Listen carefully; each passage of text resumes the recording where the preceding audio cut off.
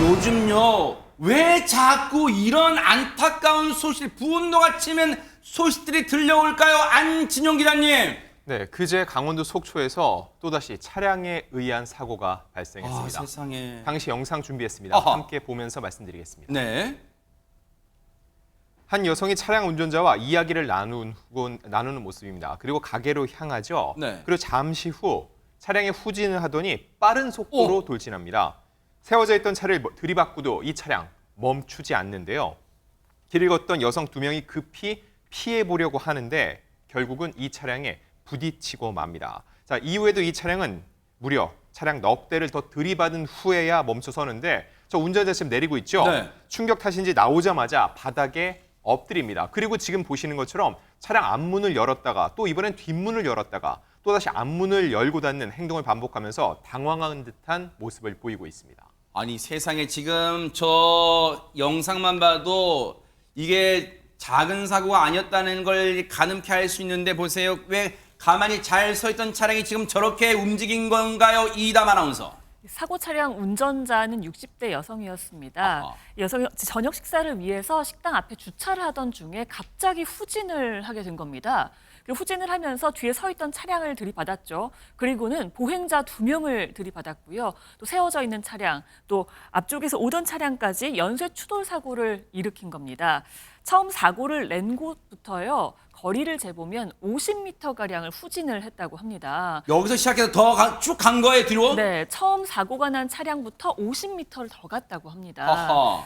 이 사고로요, 아까 보행자 2명을 들이받았다고 했는데 이 보행자 2명 같은 경우에는 경기 부천에서 속초로 놀러 온 모녀였다고 합니다. 60대 어머니는 크게 다쳤고요. 정말 안타깝게도 40대인 딸은 사망했다고 합니다. 이번 사고로 한 명이 사망한 거고요. 보행자를 비롯한 탑승자, 다른 피해 차량 탑승자까지 4명이 다쳤습니다. 아니.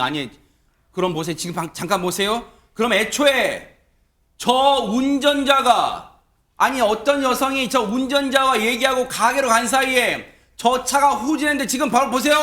저 바로 뒤에 있던 차를 들이받으니까 밀리니까 세상에 그 가게 앞에 가게 부근 앞에 있던 저 부천에서 놀러왔던 모녀가 현장에서 지금 피해를 당했고 그 당시에 있던 엄마가 부상 딸이 사망했다는 얘기잖아요. 지금 이런 엄청나고 지금 충격적인 사고예요.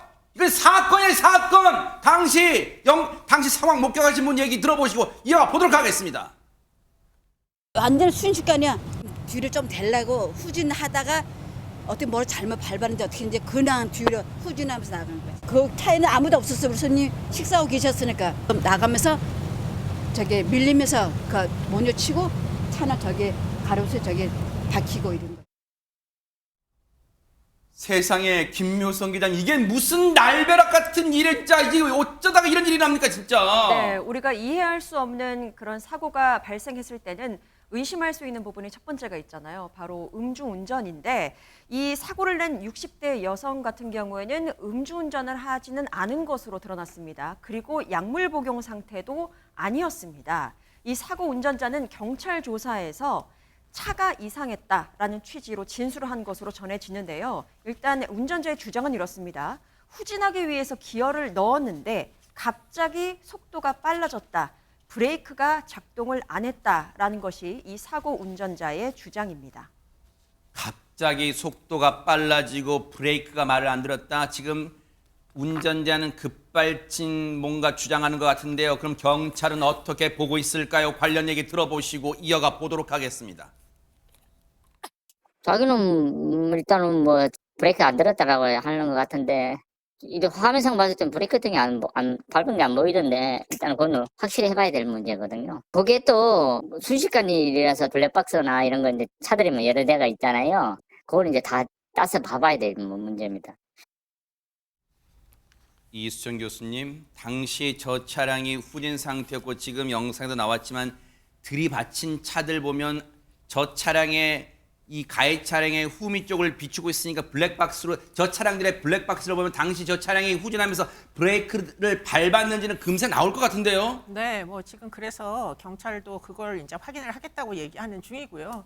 브레이크 등이 그런데 문제는 CCTV 등으로만 확인을 해보니까 안 들어왔다. 밟으면 일반적으로는 브레이크 등이 들어오지 않습니까? 네. 그런데 그 불이 들어오지 않았다. 그렇게 이야기를 하는 게 지금 현재의 상황이고요.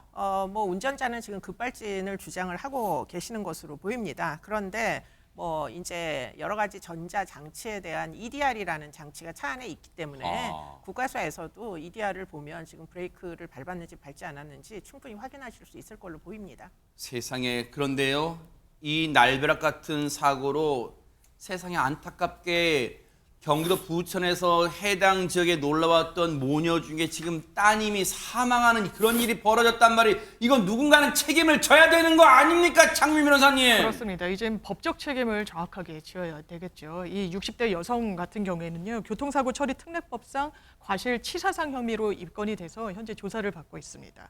본인이 이 브레이크를 밟았는데도 작동하지 않았다라고 주장함에 따라 일단 차량의 결함 가능성도 열어놓고 수사는 하지만 경찰은 또 한편으로는 운전 미숙의 가능성도 있다고 보고 여러 가능성을 다 이제 열어놓고 수사를 하고 있습니다. 또 승용차 사고 기록 장치에 감정을 맡겨놓은 상태이고요. 인근 CCTV와 블랙박스 영상 등 또한 분석하는 중입니다.